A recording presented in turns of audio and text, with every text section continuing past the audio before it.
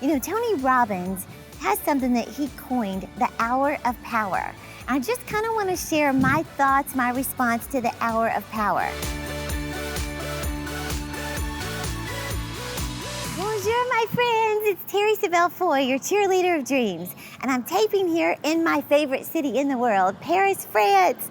And here we are by the most beautiful bridge. You've probably seen this bridge in tons of magazines.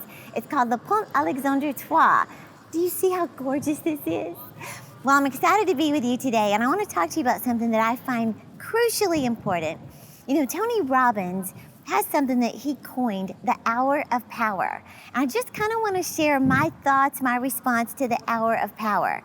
Now, he claims to have taught this to celebrities, professional athletes, Olympians training for the Olympics, CEOs of Fortune 500 companies, and he attributes his success to practicing the hour of power.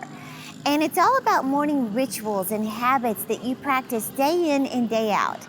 Now, just imagine an hour a day. If you were to just take 1 hour a day to invest in the hour of power, over the course of a year, that's 365 hours that you just added to your life, or divide that by a 24-hour work, or just a day. That's 15 days added to your year, just investing 1 hour a day in yourself. So Tony Robbins, he coined that phrase, the hour of power. Some people call it the golden hour. I heard someone today call it the holy hour. But the point is, it's about routines and rituals. Well, what is the hour of power? This is what Tony Robbins recommends. 20 minutes of prayer and meditation, 20 minutes reading, in personal growth, and 20 minutes of exercise. So, if you were to do that, just imagine how much you would grow spirit, soul, and body. Well, I started doing this in 2002. I started adapting the hour of power into my morning ritual. Now, over time, I began to increase the 20 minutes, of exercise to 30, to an hour. But I started with that hour of power, the 20 minutes of prayer and meditating, 20 minutes reading, and 20 minutes of exercise. I have to say, in my opinion, successful people have successful habits, and these three are the most common that I've recognized among the most successful people in the world, and these three are the most important. That's my response to this. And people have even asked me, Terri, here I am in Paris, do you still practice your morning rituals when you're traveling, when you're in another country like this? And to me, that's like asking, Terri, do you still brush your teeth when you travel? Because of course I do. The thing is, when something has changed your life as drastically as like the hour of power or morning rituals, morning routines, when something has changed your life as drastically as it's changed mine, you can't imagine not doing it. In fact, just the other day, now this is funny because when I do travel, my schedule gets a little jacked up. When I'm home, I try to go to bed between 9 and 10 p.m. every night. And then I get up around 4:45, 5 o'clock. Well, I'm very rigid when I'm home. Well, when I travel, I can't go to bed, between 9 and 10, sometimes especially in France. These people eat super late, so we go to bed at midnight. But the thing is, I always try to back up my schedule 3 hours before I need to be somewhere. So if I have to be somewhere at 10 o'clock, then I'm for sure getting up by 7.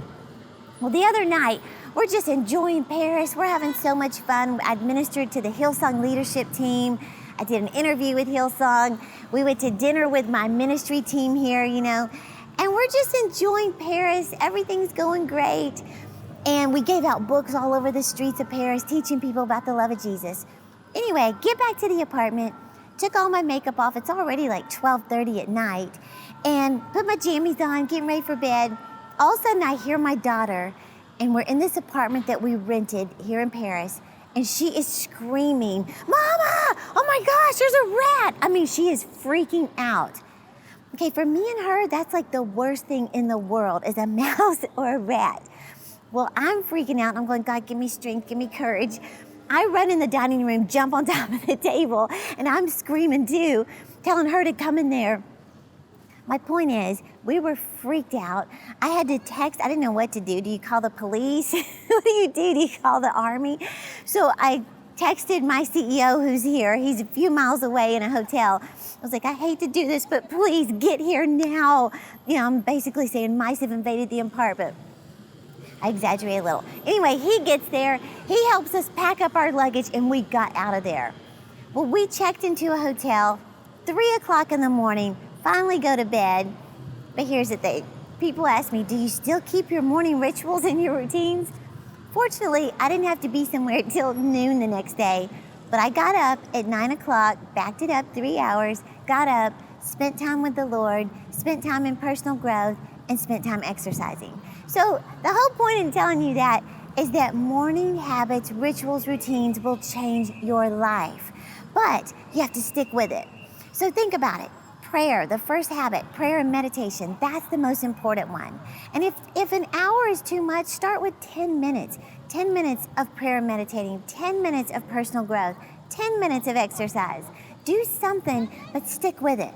In your prayer and meditation habit, that's where you're gonna gain clarity for your life. When I've had to make tough decisions and I don't know what to do and you almost feel confused, where I've gotten the wisdom, the answers, the direction? It's in that 20 minutes of prayer. It might just be 5 minutes, but it's in that quietness, that stillness of the morning where you just get to be alone with the Lord and just ask Him and write down what you hear. The most successful people in the world, they journal during their prayer time. The other one, personal growth, that's reading books about getting out of debt, reading books about eating healthier, reading books about how to improve your marriage or how to be a better parent, just investing in yourself. And then that third habit of exercise. A lot of people, especially my age, complain about not having energy. Well, do you know exercise actually gives you energy? We think it's going to be draining, but it actually boosts your energy. It boosts your confidence. It boosts your metabolism. It improves your self-image and your confidence. So, I heard someone say they defined the word poor as this. P-O-O-R. Can you see this? P-O-O-R. It means passing over opportunities repeatedly. And you might say, what opportunities are you talking about? I haven't had any. The opportunity I'm referring to is the opportunity every day to get up and to invest in yourself. This is what will drastically change you from being in a rut to getting into a routine that will lead you to your dreams. In fact, Zig Ziglar said, stop calling the alarm clock an alarm clock. He said, call it an opportunity clock. Because every day that alarm goes off, it's an opportunity for you to get up and invest in yourself. So I totally agree with the hour power, the Tony Robbins coin, and I want to challenge you, do something every day. Start with 5 minutes, start with 10 minutes, do something to get up and invest in you. So from Paris, France, the most beautiful city in the world, thank you for watching. And I want to tell you that I want to give you something absolutely free just to help you out. This is a full chapter from my book, The 5 Things Successful People Do Before 8 a.m. I want to make sure you get this chapter called Stop Killing Time.